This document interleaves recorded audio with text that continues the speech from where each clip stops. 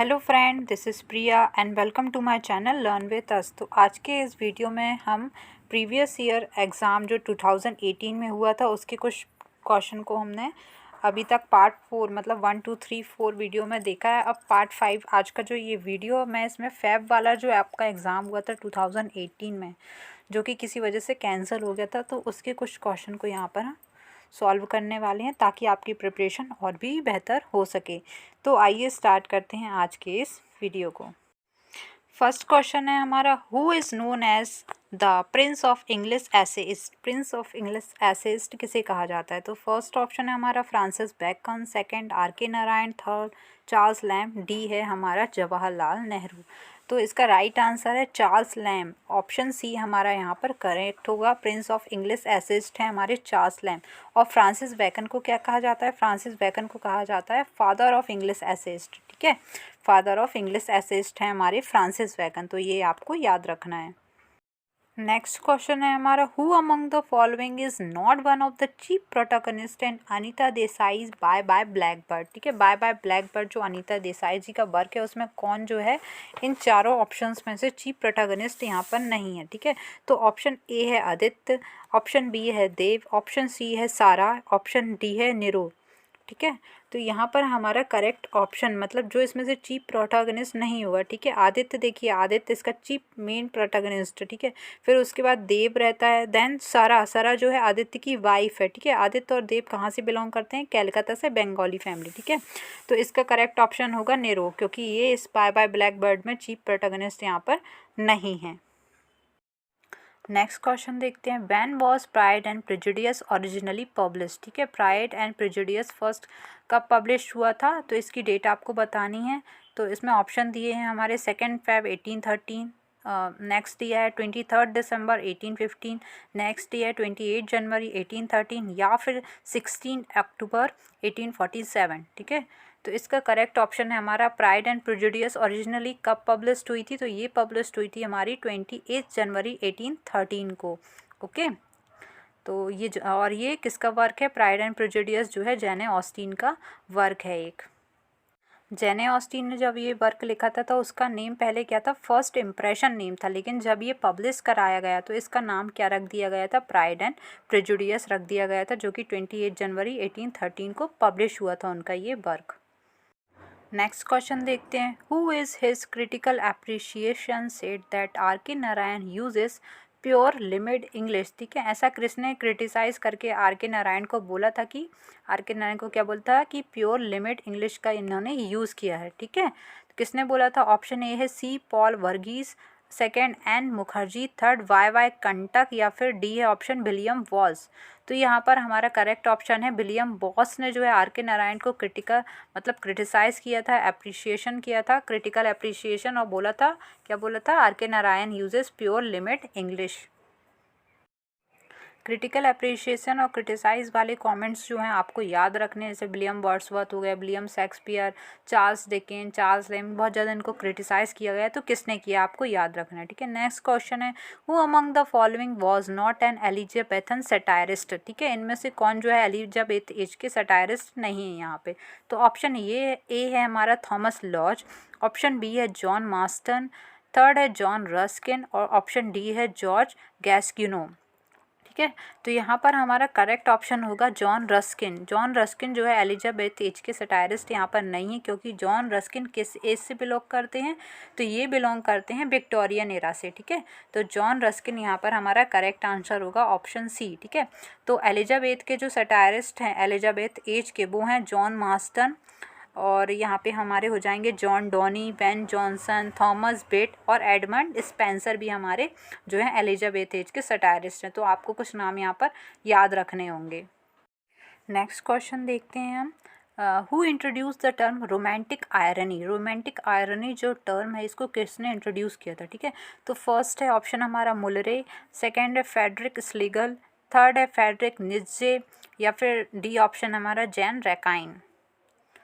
तो आप correct option है हमारा इसमें option number B Frederick Schlegel, ठीक है, फेडरिक स्क्लिगल को बोला जाता है। मतलब इन्होंने क्या टर्म को इंट्रोड्यूस किया था, रोमांटिक आयरनी को इंट्रोड्यूस किया था। ये एक जर्मन पोइट थे, ठीक है। और इनका फुल फॉर्म जैसे नेम पूछा जाए तो क्या है, Karl Wilhelm Friedrich Schlegel, Karl Wilhelm Friedrich Schlegel, ठीक है, ओके। और फेडरिक नीत्शे के बारे में यदि हम बात करें तो इन्होंने भी, ये भी एक जर्मन पोइट थे और उन्होंने एक बहुत ही अच्छी कोटेशन दी थी, what does not kill me makes me stronger, ठीक है, what does not kill me makes me stronger. तो ये भी कुछ चीज़ें हैं जो माइनर से पॉइंट होते हैं जो आपको याद रखने चाहिए। नेक्स्ट क्वेश्चन देखते हैं, who claim that the language of poetry is the language of paradox. ऐसा ही किसने कहा था कि पोइट्री की जो लैंग्वेज होती है वो पैराडॉक्स की ही लैंग्वेज होती है, ठीक है। तो ऑप्शन ए है हमारा Cleanth Brook in the Well Wrought Urn, second option है Cleanth Brook in Understanding Poetry, third option है J.C. Ransom in the New Criticism, या फिर ऑप्शन डी है J.C. Ransom in Beating the Bushes selected essays, ठीक है। तो यहाँ पर हमारा करेक्ट ऑप्शन है Cleanth Brooks in the Well Wrought Urn, ठीक है। क्लिनिथ जो ब्रुक है इन्होंने ही टर्म दिया था क्या, irony as principle of structure. ये भी आपको याद रखना है, irony as principle of structure. और आयरनी और पैराडॉक्स टर्म जो है ये किससे ही रिलेटेड है, क्लिनिथ बुक से। तो ये क्वेश्चन आपको किसी भी तरह से घुमा फिरा करके पूछा जा सकता है, ठीक है। आयरनी और पैराडॉक्स टर्म में भी पूछा जा सकता है, या फिर irony as principle of structure भी आपको पूछा जा सकता है, ठीक है। तो इसका करेक्ट ऑप्शन है हमारा Cleanth Brooks in the Well Wrought Urn में उन्होंने कहा था the language of paradox is the language of poetry. ये बहुत ही अच्छा क्वेश्चन है, आपको इसको याद रखना चाहिए। फिगर ऑफ स्पीच से ये रिलेट हो सकता है आपका क्वेश्चन। नेक्स्ट क्वेश्चन देखते हैं, who is the author of the essay the Russian point of view. The Russian point of view के ऑथर कौन है, ठीक है, ऐसे के। तो फर्स्ट ऑप्शन है मैरी ब्लूस्टोनक्राफ्ट, सेकंड है जोसेफ ब्रॉडस्की, थर्ड है वर्जीनिया वुल्फ, या फिर फोर्थ ऑप्शन है गटरूड स्टेन, ठीक है। तो इसका करेक्ट ऑप्शन है हमारा Virginia Woolf. The Russian point of view की जो ऑथर है वो है हमारी वर्जीनिया वुल्फ यहाँ पर। और मैरी बुलस्टोनक्राफ्ट जो थी वो भी एक वुमेंस राइट एक्टिविस्ट थी, यहाँ पे हमारी ऑथर थी ये, या a benediction of the right of women की, okay, a benediction of the right of women की इनका बहुत ही फेमस वर्क है ये। तो आपको याद रखना है, ये आपके सिलेबस में प्रिस्क्राइब नहीं है ये ऑथर, लेकिन फिर भी इसमें क्वेश्चन डाल दिया गया था, ओके। तो आपको कुछ कुछ चीज़ याद रखनी होगी क्योंकि एग्ज़ाम में आपसे किसी भी तरह से क्वेश्चन पूछ सकते हैं। अगला क्वेश्चन करते हैं, who wrote the introduction of the first edition of Gitanjali. तो गीतांजलि के फर्स्ट एडिशन का इंट्रोडक्शन यहाँ पर किसने लिखा था, ठीक है। ऑप्शन ए है हमारा Sarojini Naidu, option B Michael Madhusudan Dutt, option C है विलियम बटलर ईट्स, इनको यहाँ हम WB ईट्स भी कहते हैं, और फोर्थ ऑप्शन श्री अरबिंदो, ठीक है। तो गीतांजलि आपको पता होगा कि रविन्द्रनाथ टैगोर जी का ये वर्क है गीतांजलि, जिसके लिए उन्हें 1913 में नोबेल प्राइज़ भी दिया गया था। उन्होंने ये गीतांजलि जो है वो बांग्ला में लिखी थी, ठीक है, बांग्ला लैंग्वेज में, लेकिन जब उसको इंग्लिश में ट्रांसलेट किया गया था तो किसने उसको ट्रांसलेट किया, तो उसका इंट्रोडक्शन लिखा था हमारे WB ईट्स ने ही लिखा था, ठीक है। तो इसका करेक्ट ऑप्शन होगा हमारा ऑप्शन सी, WB ईट्स। आपको ये भी पूछ सकता है कि इंग्लिश में इसको किसने ट्रांसलेट करके इसका इंट्रोडक्शन लिखा है, तो वो है WB ईट्स, और उसका तब गीतांजलि का जो तब नाम वहाँ पे इंग्लिश वर्जन में है सॉन्ग ऑफरिंग। नेक्स्ट क्वेश्चन है हमारा, Christopher Baker compares the apple pickers dream in Frost's poem after apple picking to, ठीक है। रॉबर्ट फ्रॉस्ट की जो पोएम है आफ्टर एप्पल पिकिंग, तो क्रिस्टोफर बेकर ने उसको कंपेयर किया था एप्पल पिकर्स, जब ड्रीम मतलब जब वो एप्पल तोड़ते तोड़ते उसको क्या एक नींद आ जाती है, एक झपकी सी आ जाती है, तो कुछ वो वहाँ पे सपने या ड्रीम एज्यूम करने लगता है, तो उसको किससे कंपेयर किया है, ठीक है। तो फर्स्ट ऑप्शन है हमारा सिनेस्थेसिया, ऑप्शन बी है हमारा मोनोक्रोमेटिक विज़न, थर्ड है हिप्नोपोम्पिया, या फिर हिप्नोजॉजिक विज़न यहाँ पे, ठीक है, हिप्नोजॉजिक विज़न। तो किससे कंपेयर किया है इसको क्रिस्टोफर बेकर ने, तो इसका करेक्ट ऑप्शन है हमारा हिप्नोगॉगिक विज़न से, ठीक है। ऑप्शन ए जो सिनेस्थेसिया ये एक प्रकार का डिसऑर्डर होता है। देन ऑप्शन बी की बात करें मोनोक्रोमेटिक विज़न, तो ये क्या होता है, कंप्लीट कलर ब्लाइंडनेस होती है आपकी, एक प्रकार से एक ऐसी कंडीशन होती है जहाँ पे कंप्लीट कलर ब्लाइंडनेस इसको कहा जाता है। और बात करें हिप्नोपोम्पिया की, तो ये एक प्रकार से हेल्यूसिनेशन होता है, जिसको हम हिंदी में क्या कहते हैं, सम्मोहित कर देना किसी चीज़ से, ठीक है। और हिप्नो जो एक विज़न होता है, ये क्या होती है, स्टेट होती है, मतलब वेकफुलनेस टू स्लीप के बीच का ट्रांजिशन पीरियड जो होता है, ठीक है। आपके सोने और अचानक से जागने के बीच में जो आप जो भी ड्रीम देखते हैं, उस स्टेट को हम क्या बोलते हैं, हिप्नोगोगिक विज़न बोलते हैं यहाँ पर। तो इसको उसी चीज़ से यहाँ पर एप्पल पिकर्स के जो ड्रीम है उसको कंपेयर किया गया। तो ऑप्शन हमारा यहाँ पे करेक्ट होगा, ऑप्शन डी ऑप्शन यहाँ पर हमारा करेक्ट आंसर होगा, ठीक है। नेक्स्ट क्वेश्चन देखते हैं।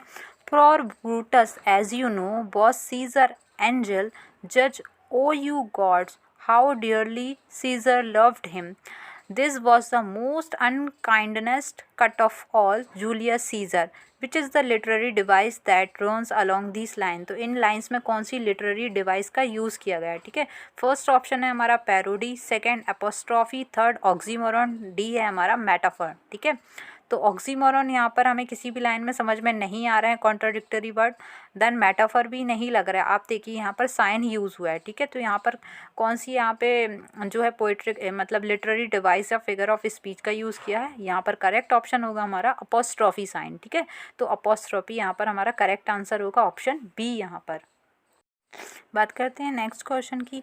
The title of Narayan Swami and friend resembles another Indian born English authors work stocky and company who is that author, ठीक है। जैसे आर के नारायण का जो वर्क है स्वामी एंड फ्रेंड्स, उसी की तरह एक इंडियन मतलब इंडिया में ही जन्मे हमारे इंग्लिश ऑथर हैं जिनका वर्क है क्या है, स्टॉकी एंड कंपनी। जैसे स्वामी एंड फ्रेंड्स है, वैसे ही स्टॉकी एंड कंपनी मतलब उसके भी फ्रेंड होंगे। तो उसके ऑथर कौन है इस वर्क के, आपको ये बताना है।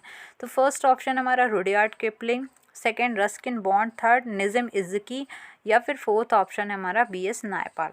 तो यहाँ पर करेक्ट ऑप्शन है हमारा ऑप्शन ए रुडयार्ड किपलिंग, ठीक है। रुडयार्ड किपलिंग का और भी एक मोस्ट फेमस वर्क है, वो है द जंगल बुक। तो ये आप सबको पता ही होगा, द जंगल बुक के ऑथर कौन है, रुडयार्ड किपलिंग। नेक्स्ट क्वेश्चन देखते हैं। इस क्वेश्चन को थोड़ा ध्यान से देखिए और आप आंसर फाइंड आउट खुद ही कर पाएंगे, ठीक है। It is more than 20 months since we were brought here, more than 20 months of my 9th term of imprisonment, ठीक है। इम्प्रीजनमेंट मतलब सजा के दिनों की यहाँ पर बात हो रही, ठीक है। द न्यू मॉर्न a shimmering crescent in the darkening sky greeted us on our arrival here. The banned fortnight of the waxing moon had begun. The particular book had incited the uproar of the liberation and all over the country. The colonizer were forced to grant the country its right to taste freedom. Which book and which country is referred in here? तो ये जो line है ये किस book से ली गई है और कौन सी कंट्री का यहाँ पर नाम बताया गया है, ठीक है। फ्रीडम से रिलेटेड बात यहाँ पर हो रही है, सजा से इम्प्रीजनमेंट से रिलेटेड यहाँ पर बात हो रही है।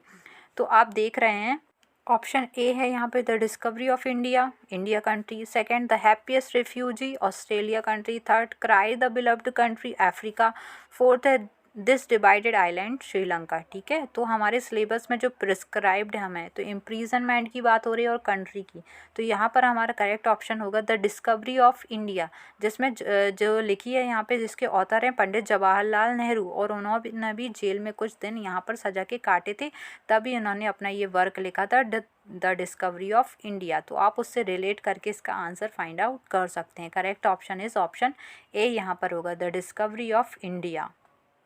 नेक्स्ट क्वेश्चन देखते हैं, आज का ये हमारा लास्ट क्वेश्चन होगा।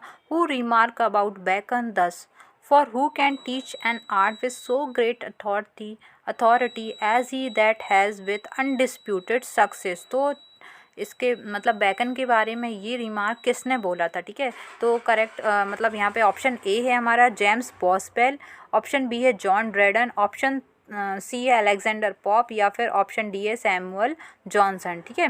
तो ये बैकन के बारे में, ये फ्रांसिस बैकन के बारे में ये जो लाइन्स है ये किसने कही है, ठीक है। तो इसका करेक्ट ऑप्शन है हमारा ऑप्शन डी, सैमुअल जॉनसन ने ये बात कही है। For who can teach an art with so great authority, ठीक है। तो ये था हमारा लास्ट क्वेश्चन। आज के इस सेशन में हमने लगभग 15 क्वेश्चन को यहाँ पे डिस्कस किया, जो कि हमारी फरवरी 2018 के प्रीवियस ईयर एग्ज़ाम से रिलेटेड हैं, और ये क्वेश्चन आपकी जो प्रिपरेशन में बहुत ही हेल्पफुल होंगे। Thanks for watching this video.